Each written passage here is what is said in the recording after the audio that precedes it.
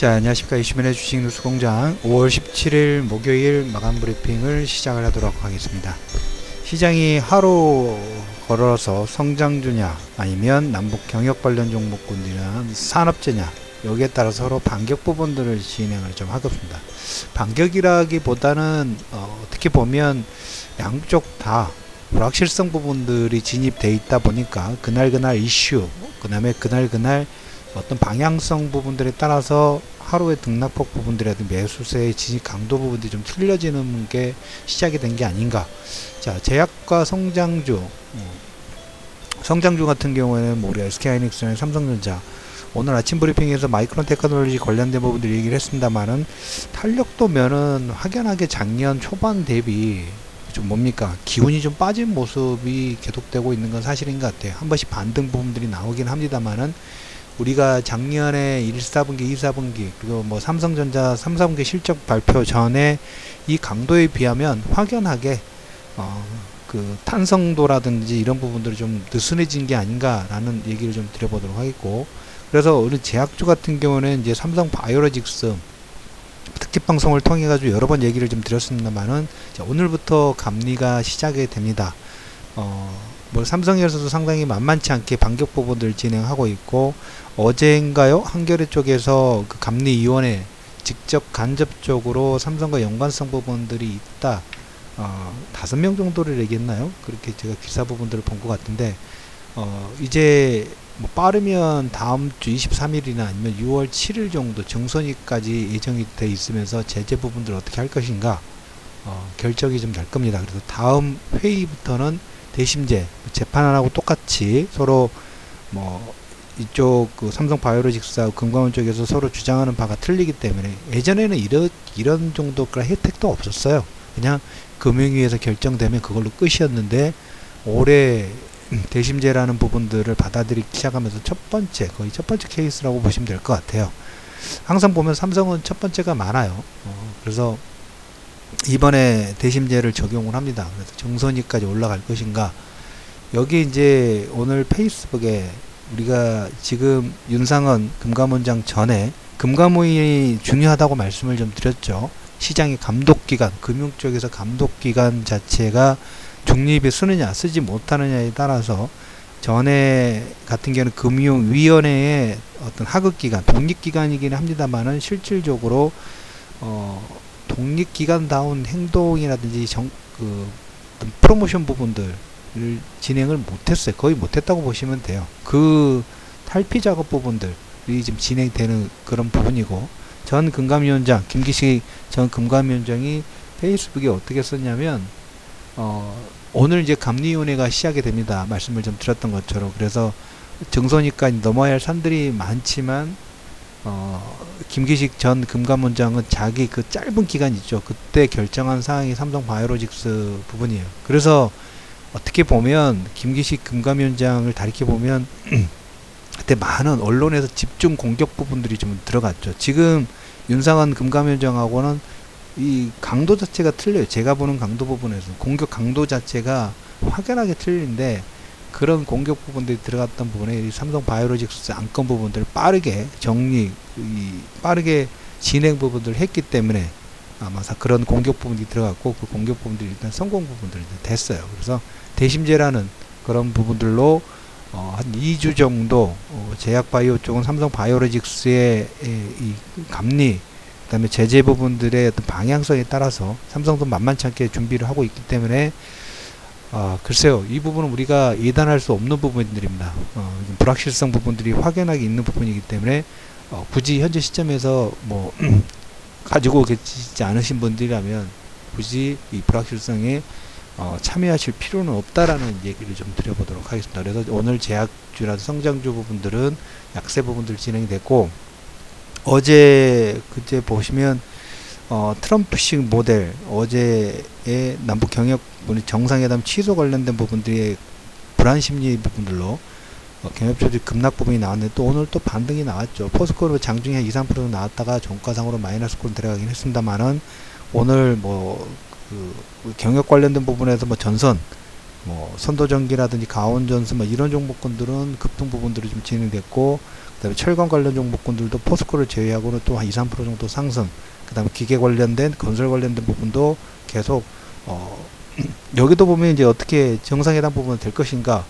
다음 주에 이제 한미 정상회담 부분들이 있기 때문에 그때까지는 계속 긍정적인 시그널 부분들을 가져갈 수 있다라는 코멘트를 좀 드려보도록 하겠습니다. 그래서 이로 인해서 오늘 산업재하고 제약주는 약간 다른 강도 부분들을 가지고 가고 있다. 시장에서 가장 지금 우리나라 시장에서 가장 중심축으로 보는 것은 남북 경협 관련된 부분에서 우리나라 제조업 부분들의 한 단계 업그레이드 될 이 중장기 시나리오가 결정이 되는 구간이 5월, 6월, 특히 최소한 6월달 정상회담까지는 이걸 결정하는 부분들이기 때문에, 그리고 FMC 회의가 6월달에 있죠. 그 다음에 선물없이 동시 만기가 있죠. 그러면 외국인들 그 사이에 종목 장세, 그 다음에 파생을 통한 단기 변동성 매매 부분들이 메인으로 아마 중심축 부분들을 잡을 가능성 자체가 있다라는 얘기를 좀 드려보도록 하면서, 외국인들은 그러면 이 시점에 어떤 수급 특징 부분일까, 어디에 집중 부분들을 할 것인가.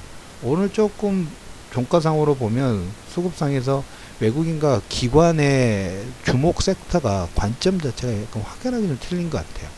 기관 같은 경우에는 SK 하이닉스하고 삼성전자 쪽이 거의 한 400억 가까워 370억 전후의 매수 부분들을 기관은 이쪽을 매수를 좀 했고, 그 다음에 의외로 기관 쪽에서는 삼성 바이오로직스는 또 350억 정도 매도를 했어요.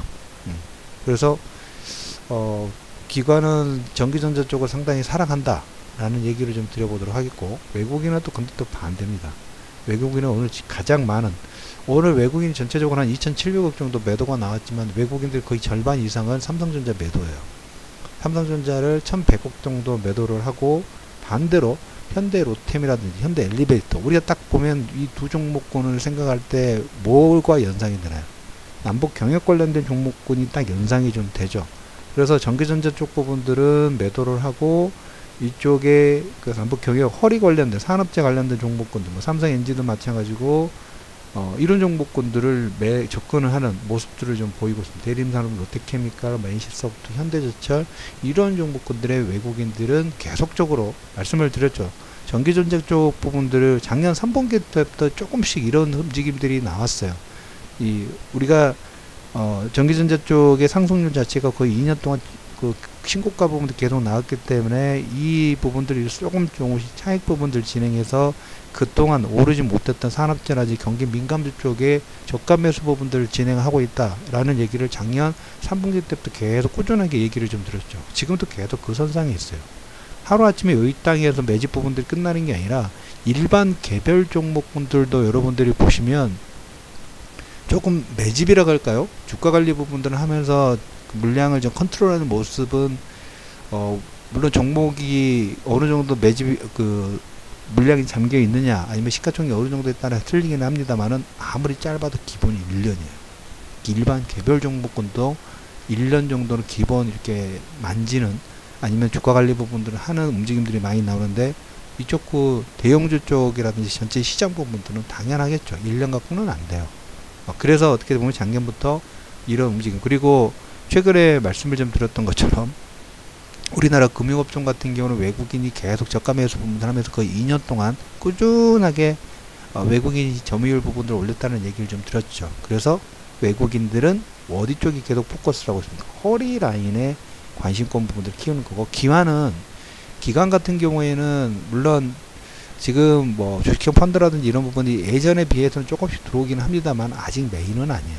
그러다 보니까 수익률은 내야 되겠고, 우리 개인 투자자들 성향처럼 수익률은 내야 되기 때문에 약간 단타 성향 부분들이 많아요. 단타 성향에서 여기 어떤 이슈 부분들 붙으면 거기에 붙었다가, 오늘 같은 경우에도 오늘 마이크론 테크놀로지라든지 이쪽 그 필라델피아 반도체 지수가 1% 반등이 나오니까 기관은 거기에 특히 저는 작은 수급 부분들 300억 정도 매수가 들어가는 확인되는 장기 포석 부분들을 두면서 어떤 이 플레이 부분들을 진행하는 게 아니라 그때 맞춰서 중구 난방식의 어떤 매듭의 부분들이 기본 축 부분들이 좀 될 것 같아요. 근데 여러분들 좀 나중에 외국인들이 매집 부분들이 끝나고 기관이 여기에 모멘텀 부분들 붙으면, 그래서 1차 상승, 그 다음에 3파하고 5파 부분들 기관이 만들어주는 케이스가 많아요. 그때는 기관들이 다 확인하고 소급으로 밀어붙이기 때문에 그래서 외국인들은 미리 매집 부분 대놓고 3파라든지 5파 정도에서 딱 차익 실현을 나고,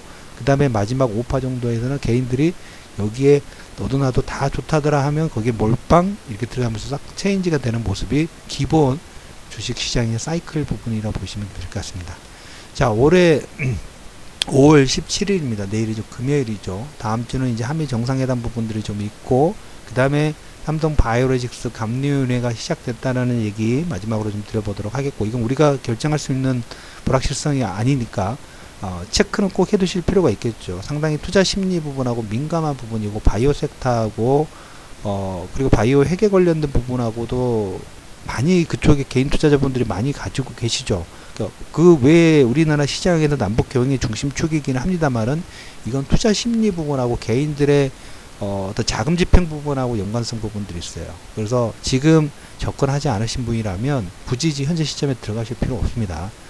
다 방향 결정 부분들 나오고, 외국인의 기관 부분들은 뭐 일부 편입 부분들은 하긴 합니다만은, 확인된 다음에 여러분들이 관심권을 두실 필요가 있다. 당분간은. 그래서 정선이의 결정 부분이 나올 때까지는 여기가 아리송해 라는 부분하고, 그 다음에 외국인들은 전기전자 쪽 삼성전자를 1100억 정도 매도를 하고, 현대 로템과 현대 엘리베이터 계속 뭡니까 산업재라든지 남북 경협의 정상회담의 ING 가능성 부분들의 저가 매수 부분들을 진행하고 있다. 이 부분을 여러분 개인 가장 중요한 포커스로 잡으실 필요가 있다는 얘기를 드리면서 5월 17일 이슈맨의 주식 뉴스 공장 마감 브리핑을 마무리하도록 하겠습니다.